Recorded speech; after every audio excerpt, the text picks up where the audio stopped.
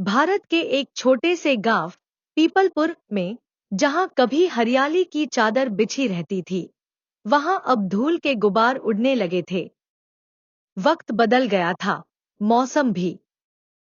पहले बरसात ठीक से होती थी, तालाब और नदियां लबालब भरी रहती थी और खेतों में हरियाली लहराती थी। लेकिन पिछले कुछ सालों से गर्मियों ने जैसे कहर बरपाना शुरू कर दिया था। पीपलपुर के लोग मेहनती थे, पर मौसम की मार के आगे बेबस। इस साल तो हालत और खराब थी। अप्रैल खत्म भी नहीं हुआ था और पारा 46 डिग्री पार कर गया था। सूरज मानो आसमान से आग बरसा रहा था। खेत सूख रहे थे, तालाबों का पानी कम होता जा रहा था और पीने के पानी की भारी किल्लत हो गई थी। गांव के बड़े बुजुर्ग रोज पंचायत में बैठते, माथा पकड़कर सोचते, अब क्या करें। हर घर में बूढ़े बच्चे, मवेशी, सभी परेशान थे। गर्म हवा ऐसी चलती थी कि लगता था कोई अंगारे फेंक रहा है। दोपहर के वक्त गांव की गलियां सुनसान हो जाती थी। लोग अपने अपने घरों में पंखे, कूलर या गीले कपड़ों से खुद को बचाने की कोशिश करते, मगर बिजली भी रोज घंटों गुल रहती थी। रामदयाल काका, गांव के सबसे बुजुर्ग इंसान, दिन भर कहते रहते, जब हम छोटे थे, ऐसी गर्मी कभी नहीं देखी। पेड़ थे, जंगल थे, नदियां थी। अब तो सब काट काट कर खत्म कर दिया। अब भुगतो। उनकी बात सुन सब चुप हो जाते। गांव में पानी का इकलौता कुआं भी सूखने की कगार पर था।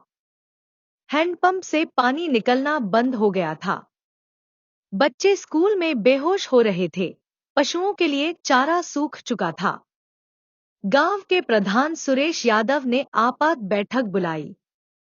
गांव के चौपाल पर सभी लोग जुटे। सुरेश बोले, सुनो भाइयों, अब बैठने से कुछ नहीं होगा। अगर हमने अभी कोई उपाय नहीं किया तो हालात और खराब हो जाएंगे। हमें गर्मी से बचने और पानी बचाने का जुगाड़ करना होगा। लोगों ने सिर हिलाया, पर कोई ठोस सुझाव नहीं दे पाया।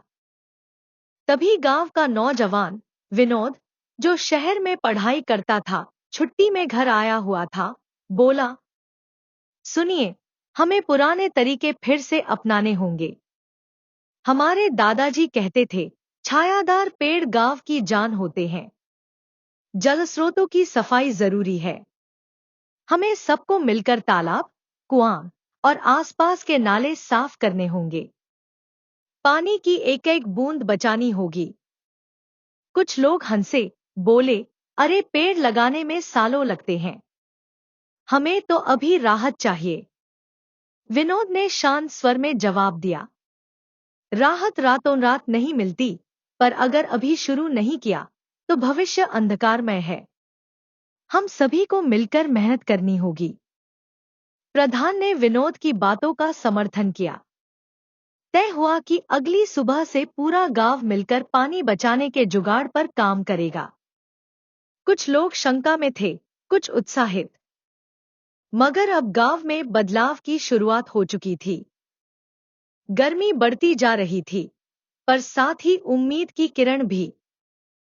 अगली सुबह गांव की गलियों में हलचल थी। महिलाएं, बच्चे, नौजवान, सभी तालाब की ओर बढ़ रहे थे। विनोद के नेतृत्व में तालाब की सफाई शुरू हुई। कचरा, प्लास्टिक, मिट्टी, जो भी तालाब में जमा था, उसे हटाया गया। बुजुर्गों ने नजदीकी सूख चुके कुओं की मरम्मत शुरू कर दी। गांव के मंदिर के पुजारी ने ऐलान किया, यह सेवा सिर्फ हमारे लिए नहीं, आने वाली पीढ़ियों के लिए है। धूल मिट्टी में लिपटे लोग पसीना पोंछते हुए मेहनत करते रहे। कई दिन लगे, पर धीरे धीरे तालाब का असली आकार दिखने लगा। कुछ पुराने कुएं, जिनके बारे में लोग भूल चुके थे, उनकी खुदाई फिर से हुई। इस बीच गांव की महिलाएं अपने घरों में पानी की बचत के नए तरीके अपना रही थी। कपड़े धोने के बाद के पानी से पौधों की सिंचाई, बारिश का पानी इकट्ठा करने के लिए छत पर टंकियां। बच्चों को नहाने में कम पानी इस्तेमाल करना सिखाना।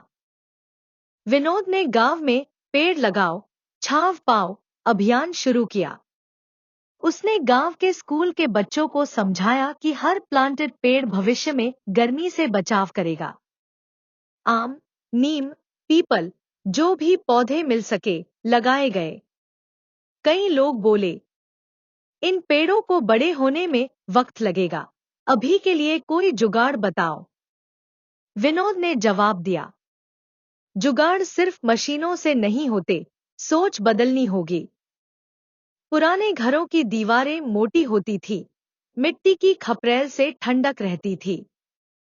हमें वो तरीके फिर से अपनाने होंगे। लोगों ने देखा, गांव में जो पुराने घर थे, उनमें गर्मी कम थी।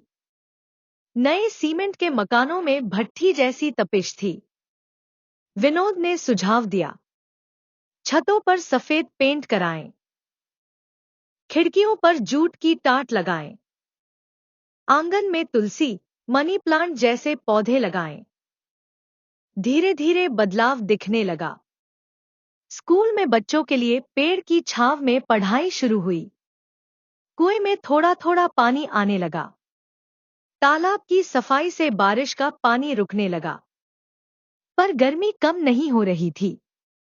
लोग परेशान थे, लेकिन हार मानने को तैयार नहीं। इसी बीच गांव में एक घटना घटी। रमेश की गाय तेज धूप में बीमार हो गई। डॉक्टर ने कहा, अगर जल्द ही पशुओं के लिए पानी और छांव का इंतजाम नहीं हुआ, तो जानवर मरने लगेंगे। यह सुनकर गांव में चिंता बढ़ गई। प्रधान सुरेश यादव ने ऐलान किया, गांव के चबूतरे पर अस्थायी शेड और पानी की टंकियां लगाई जाएंगी। सभी जानवर वहां जाकर बैठ सकते हैं। सबने मिलकर यह भी किया। एक छोटा पशु राहत केंद्र बन गया।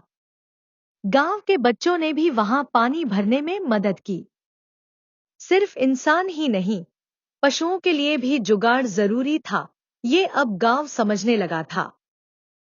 गर्मी का प्रकोप चरम पर था।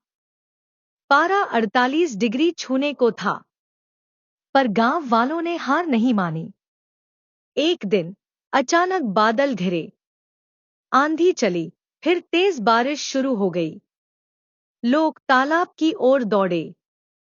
सबने देखा, साफ किए तालाब में पानी भरने लगा। कुछ कुएं भी फिर से पानी देने लगे। गांव में जैसे नई जान आ गई। विनोद बोला, देखिए, मेहनत रंग लाई। ये तालाब, ये पेड़, सब हमारा बचाव बनेंगे। लोगों ने महसूस किया, पेड़ जहां लगे थे, वहां छांव थी। पुराने घरों में ठंडक थी। पानी की बचत से राहत मिली थी। गांव में एक सभा हुई। प्रधान बोले, हमने जो सोचा था, वो शुरू हुआ है। पर हमें ये जारी रखना है।